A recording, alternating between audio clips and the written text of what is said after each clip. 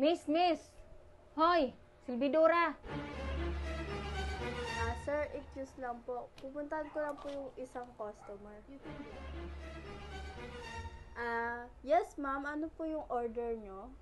Ano ko ba naman? Inuna mo pa yung iba. Kanina pa kita tinatawag ah. Ma'am, patawad po. Anong patawad? Walang patawad. Makinig ka sa akin.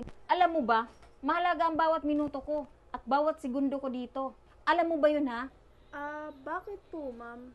O di ba, ang hina-hina ng utak mo? Siyempre, customer ako dito at may pinag-aralan ako. Hindi katulad mo, hitsura mo pa lang, halata nang wala kang pinag-aralan.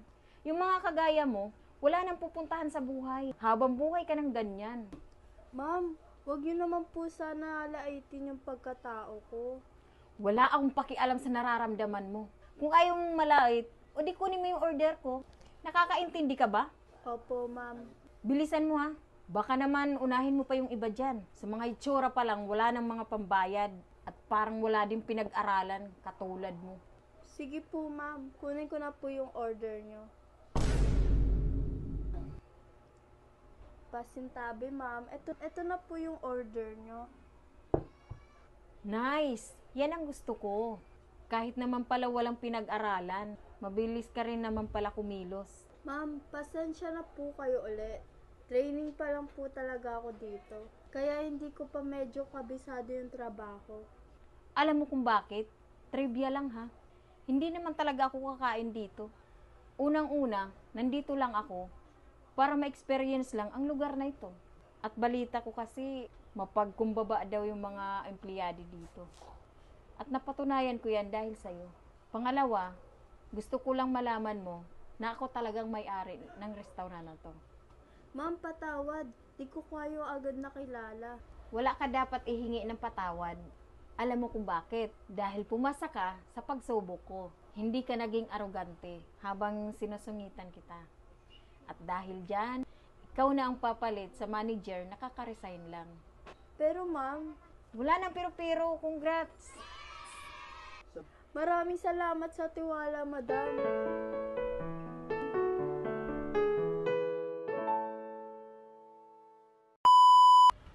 Ate, nakabili ka na ba ng gamot ni Papa? Ano ba yan? Gamot na naman yan? Hayaan mo na yan, tiisin yung sakit niya. Wala na akong pakialam dyan. Ate, dahan-dahan lang, baka marinig ka ni Papa. At dapat lang talagang marinig niya. At nang malaman niyang hirap na rin ako, mga pabigat kayo. Anak, hindi na ako magtatagal. Tay, huwag ka magsalita ng ganyan. Ang ate mo anak, nasaan?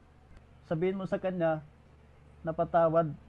Malaki yung pagkukulang ko sa inyo bilang ama. Anak, tanggapin mo ito. Inipon ko ng matagal yan. Mahal na mahal ko kayo mga anak ko.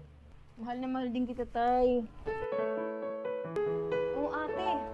Saan ka pupunta at ayos na ayos ka pa? Makiki-birthday ako. Bakit?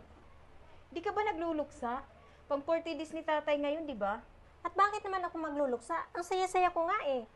Dahil wala na akong pabigat na pinapasan. Ate, pinabibigay ni Itay bago siya mawala. Ano to? Pinag-ipunan daw niya yan.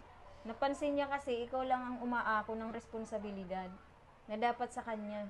Ikaw pa rin ang iniisip niya bago siya nawala. Itay, patawad. Naging makasarili na pala ako. Akala ko kasi, ikaw lang palagi ang iniisip niya. Tapos ito, nag-iipon pala siya ng palihim para sa akin. Pantay lang yung binigay na pagmamahal sa atin. Walang lamang doon.